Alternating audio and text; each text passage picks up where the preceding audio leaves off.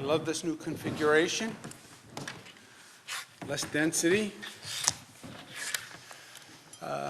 Everybody knows everyone who's here. To my far right, James Malatras, president of the SUNY Empire State College.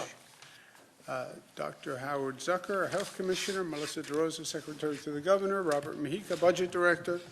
A lot going on. The situation is accelerating. The numbers are accelerating. Energy is accelerating. And action is accelerating.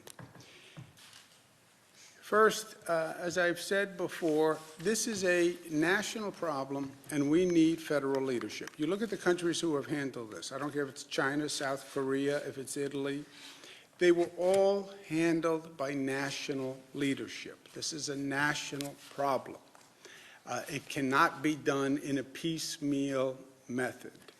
You need federal parameters to stop the national patchwork of density reduction closings. I did a few national interviews this morning, and I was watching the national news. You see a whole hodgepodge of efforts being taken across the country. This state is doing this state is doing this city is doing this. It's chaos. I think it actually feeds the feeling that the country's out of control. And there is no clear direction, and there is no clear path. California is doing this, New York is doing this, Illinois is doing this. It's the same problem across the country. The density may shift temporarily, but it is the same problem. Let the federal government say, these are the guidelines. Here are the guidelines on schools. Here are the guidelines on businesses. Here are the guidelines on travel. Rather than having a scramble of every local government, state government, trying to figure it out on its own. It makes no sense. It is also counterproductive, because then what it does, it allows what I call state shopping. In other words, you don't like the rules in New York? Well, then you go to Pennsylvania. You don't like what California is doing? Then you can come to New York. That's the last thing you want. That is the last thing you want. But when you allow this pattern of disparate policies, that's exactly what you're driving. And look, I manage the state of New York. All the local governments in the state of New York must have the same policy. Why? Otherwise, we would be creating the same problem that the federal government is creating. You can't have Albany with one set of rules, but Schenectady with a different set of rules, and Rensselaer with another set of rules. People will be confused. And again, if you don't like the rule, you get in your car, you drive 15 minutes, you're in a different jurisdiction subject to a different set of rules. So in New York, you cannot shop New York City versus Westchester versus Nassau versus Albany versus Schenectady. It's one set of rules for the entire state. And it should be one set of rules for the entire nation. And that is the role of the federal government and national leadership. And it is lacking. The federal government should put one position in place and coordinate it with the states. If the federal government isn't going to do what it should do, then the states have to try their best, right? And the best way is for me not only to have a uniform policy within the state of New York, but to the extent you can, cooperate with surrounding states so you all have a common set of practices, right? I don't want to close down bars in New York But Connecticut leaves the bars open. Why? Because then many people will get in their car and they'll drive to Connecticut to go to a bar, which is the last thing we want. Now we have people who are drinking and driving. It makes no sense. I don't want to have one set of rules here and a different set of rules in New Jersey, because then I close down the bars, you'll get in the car, you'll drive to New Jersey. It makes no sense. Well, then get the states to coordinate themselves. Yes, very hard to do. Luckily, we have set a template where our regional states work together. Many of you came to our regional meeting on marijuana laws. And I have a good relationship that I've developed with the surrounding governors. So we have actually deployed that here. And I just did a call with Governor Phil Murphy of New Jersey and Governor Ned Lamont of Connecticut, and we are adopting the same policies. So there is no benefit to try to shop New York versus Connecticut versus New Jersey. There will be no more gatherings of 50-plus people. So if you were hoping to plan a graduation party, you can't do it in the state of New York, you can't go do it in the state of New Jersey, and you can't do it in the state of Connecticut. Casinos, we all have casinos. If I close my casinos, but New Jersey keeps their casinos open, we're going to have the same problem.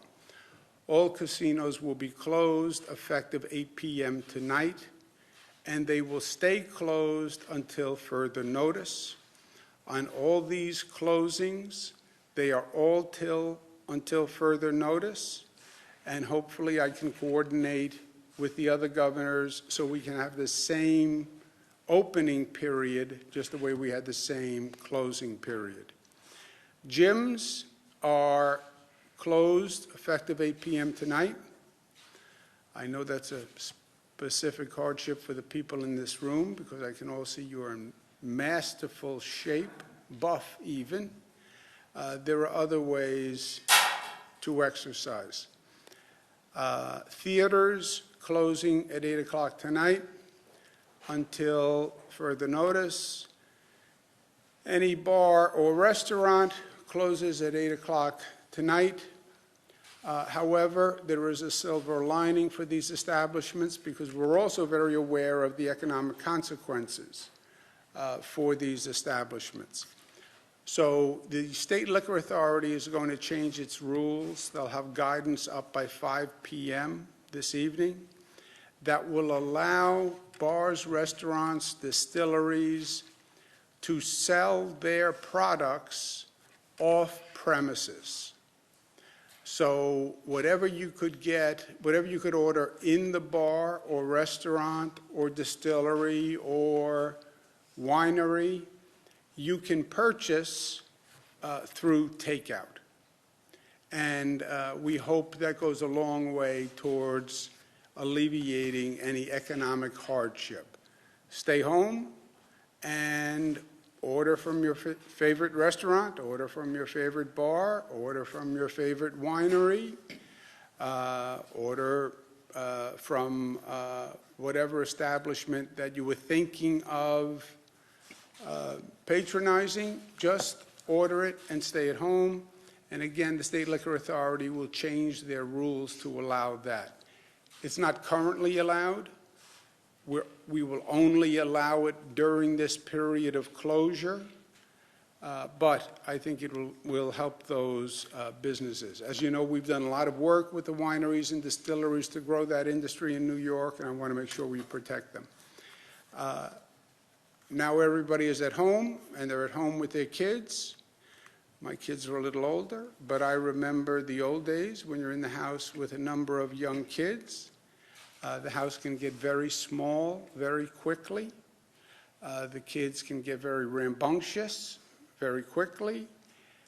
We're going to waive all park fees in all state parks, local parks, county parks. So you want to get out of the house? Great. Go to the park. The weather's changing. take a walk, enjoy your family, and do it in an environment that is not a dense environment, which is exactly what the parks provide. Other actions: all local governments must reduce their workforce by 50% minimum. I'm directing all local governments to allow their non-essential personnel to stay home, work from home, with a 50% minimum. Local government can go higher than 50%, but it must be a 50% minimum. Work from home, which is the same thing I'm asking private businesses. If we can ask private businesses to do that, government, I think, leads by example. So not just for New York State government, which will do this also, all local governments, non-essential people work from home, and a minimum of 50% of the workforce must stay at home. Second, I'm directing local governments to make sure that all their local police departments and emergency management services are supplied with masks, surgical masks. You have police officers who are encountering people in all different circumstances, EMS workers who traditionally wear masks, police officers who traditionally do not. But I was at the New Rochelle drive-through testing center the other day. And, you know, if you're a police officer, you're walking up to a car, you're stopping a driver, they roll down the window. By definition, you're within more than 6 feet. You don't know who you're talking to. People are positive who don't even know that they're positive. I want all the police officers who are showing, all first responders, are showing great coverage, great courage, getting up and going out and doing their job every day. I want them to know that we understand the situation they're putting themselves in, and we're providing the necessary precautions. So every local government must provide their local police department, EMS workers with masks. New York City, Nassau, Suffolk, Westchester, and Rockland must have child care, educational services, and meal programs in place by midnight. We said that those schools will be closing, but we need to take care of the negative, the downside of closing a school. This is not an easy decision. There are negatives when you close a school. Most notably, you don't have child care for essential personnel. You don't have child care for health care workers. Remember, please, the greatest challenge and the greatest damage is going to be done by an overwhelmed healthcare system. Nurses, healthcare workers, 1199 members don't have alternatives to child care. Public education is also this state's child care system. It's this nation's child care system. And it's not that easy to say, well, let them get a babysitter. They can't afford it. It's hard to find. And we would have created a true negative situation if we lost healthcare workers or first responders because we closed schools and they had to stay home with their children. This is solved easily enough. You're closing schools. Don't close all the schools.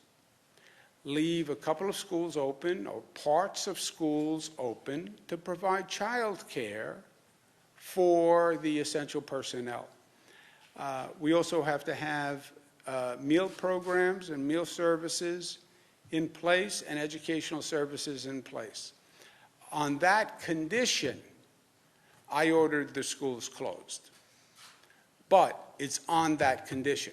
And I want those plans and I want them in place by midnight, and they have to be approved.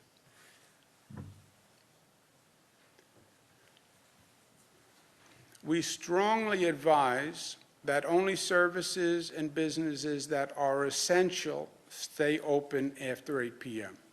Grocery stores, gas stations, pharmacies, medical facilities. We want people home. We want less density. We strongly advise this. This is not mandatory, but it is strongly advised. And it's not mandatory at this time. And it may be in the future, but it is strongly advised at this time. Testing, we have had a phenomenal increase in testing. We've been able to use our laboratories. Our emergency management team has done a very good job of reaching out to our state labs, getting them on track, getting them coordinated. Our testing numbers are way up, as you'll see. Next week, by the end of this week, we think we're going to be up to about 7,000 tests per day, which is an exponential increase of what we have done. I made the suggestion to the Vice President. I made it to the President. I often tell you when I am unhappy with the federal response to the state. The fairness dictates that kudos where kudos are due, and here the Vice President and the President responded very quickly. So I want to thank them for that. We started a drive-through testing facility in New Rochelle, Westchester, where we have one of the highest clusters. It's one of the first in the United States. I believe actually the first on the eastern seaboard. It has worked very well. It's safe for everyone. You drive up in your car, you never get out of your car. You're tested in your vehicle. They take the test kits back. The time that it takes to take the test is actually faster than we thought. Doesn't normally happen in government. We allotted 15 minutes per car. It's actually running ahead of that schedule. We want to replicate that because it's just smart.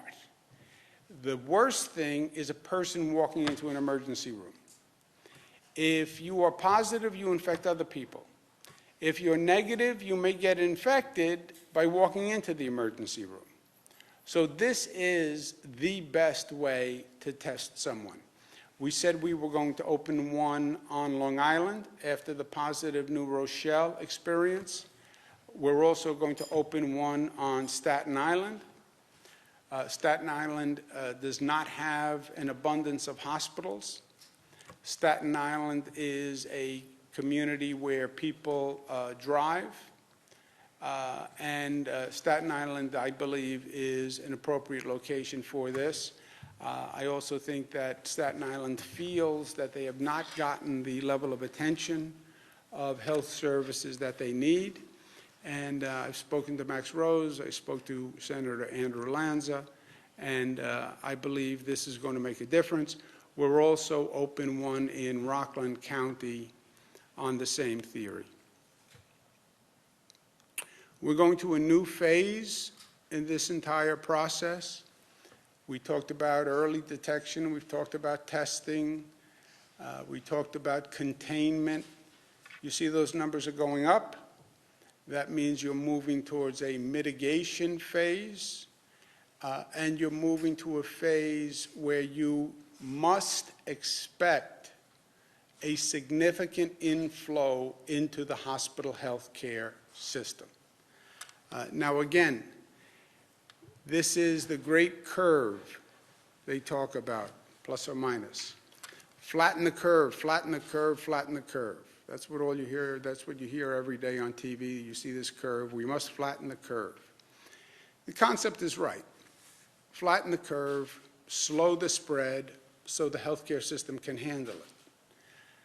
When they say this, I don't think of a curve, I think of a wave. And the wave is going to break, and the wave is going to break on the hospital system. We're doing everything we can to flatten the curve. I believe we've taken more dramatic actions than any state in the United States. I believe we've had the most effective response of any state in the United States. I don't believe we're going to be able to flatten the curve enough to meet the capacity of the healthcare system. So in this business, plan ahead, plan forward, anticipate what's coming down the road and get ready for it. Expanding the capacity of the healthcare system for a state is virtually impossible. Building a hospital is a very elaborate, extensive, expensive undertaking. Again, we need the federal government to play its role. The federal government has tremendous capacity. I was in the federal government. I was a cabinet secretary. I worked with the military. I worked with the Army Corps of Engineers. They have tremendous capacity. This is what they do. This is what they do. They build airports. They build bridges. They build hospitals. This is exactly what they do. Deploy the Army Corps of Engineers to come work with states to build temporary medical facilities. Get us backup beds. So when the hospital is overwhelmed, we can have some of the people who are in the hospital beds go to a backup medical facility. It makes all the sense in the world.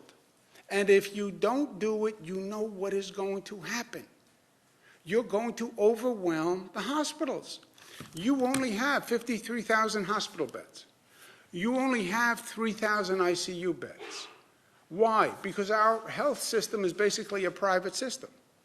They don't build capacity that they don't need. They don't build extra ICU beds just in case. An intensive care bed is very expensive. They don't build a wing of ICU beds that sit vacant for 10 years on the off chance that there's going to be a public health emergency and you'll need the beds. They don't. It's not economic. It's not their business model. So we don't have them. We have the capacity that people use day in and day out. And that's not just New York. That's every state in the United States. You now have this influx. You can't handle it. You overwhelm the hospitals. You have people on gurneys in hallways. That is what is going to happen now if we do nothing. That is what is going to happen now if we do nothing. And that, my friends, will be a tragedy. We know what lies ahead. Look at the numbers from China, South Korea, and Italy. You don't have to guess. You just have to project. The numbers are on a chart. Our numbers are on a chart. Just extend the current trajectory. Just go dot, dot, dot, dot, and you'll see the numbers rise, and you compare those numbers to our hospital capacity, and it's still math at the end of the day. And it doesn't work. The federal government must do this. Assume the federal government doesn't do what the federal government is supposed to do, which would not be a wild assumption, as it hasn't happened to date. Well, then, as a fallback, the states have to do whatever they have to do. And the state has to mobilize to create backup medical facilities. And that is what we are going to do.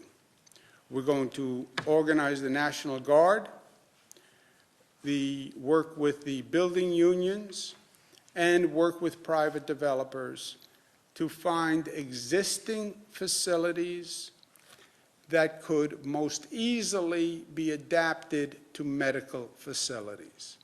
Meaning what? Meaning dormitories, meaning former nursing homes, facilities that have that basic configuration that could be retrofit. Even that is not easy because you have the construction element and you also have the equipment element. It is very, very hard to get medical equipment now because everybody on the globe is trying to buy the same medical equipment. Everybody wants to buy a ventilator. Everybody wants to buy oxygen.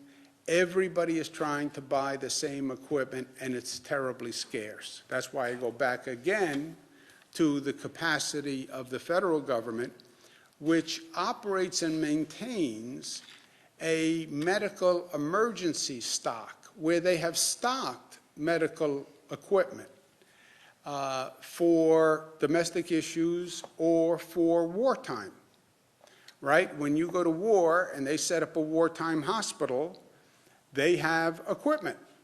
They have it stockpiled. That's why they're uniquely suited to do this. But in any event, we're going to do the best we can. I need, first and foremost, to find available facilities that can be converted. And I'm asking local governments, especially in the most dense area, to immediately identify a number of beds in facilities that are available. Frankly, I hope they're surplus because we don't have, this is very expensive, and I don't want to pay money for acquisition of property and real estate. But we need the communities that are most effective to begin finding available beds. New York City, we estimate conservatively, we at this point should identify 5,000 additional beds, Nassau 1,000 additional beds, Suffolk 1,000 additional beds, Westchester 2,000 additional beds. Why more for Westchester? Westchester has the New Rochelle cluster, which, as you know, has a significant number of people who tested positive. We will do everything we can, but we need federal assets and we need federal assistance. I am very proud of this state government and what it can do. And we have done things that no state government has done before. We built bridges, we built airports, we've responded to emergencies. But know what you can't do. We don't have the billions of dollars that you would need to implement an immediate emergency hospital construction program. This state can't do it. No state can do it. To increase hospital capacity of the existing hospitals in the meantime, DOH is going to be suspending its regulations to allow existing hospitals to increase their space and capacity. DOH has regulations about how many beds per room, how much space between beds, et cetera, how wide a hallway has to be. Those are going to be suspended so hospitals can actually use their physical space with more efficiency. We're leaving it up to the hospitals for their discretion and prudence in making these decisions, but we do have to get very aggressive about them better using their existing space. I want the private hospitals to be on notice that we may soon be canceling elective surgery. We are not doing it now. Elective surgery is between 25 and 35% of the beds. Some of the elective surgery is critical. Some is not critical. The non-critical elective surgery may be canceled on a mandatory basis.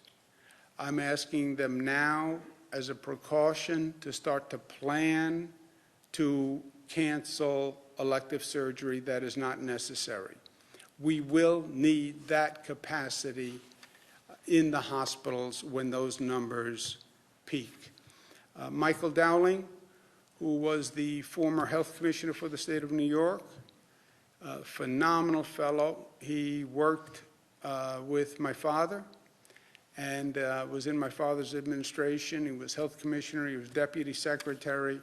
He's just a jewel of a human being. And he's one of the best healthcare professionals in the United States of America. He runs Northwell now, which is a magnificent organization.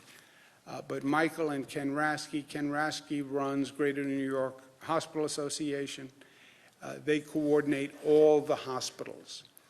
I asked them to convene all the hospitals and now start developing the maximum surge capacity.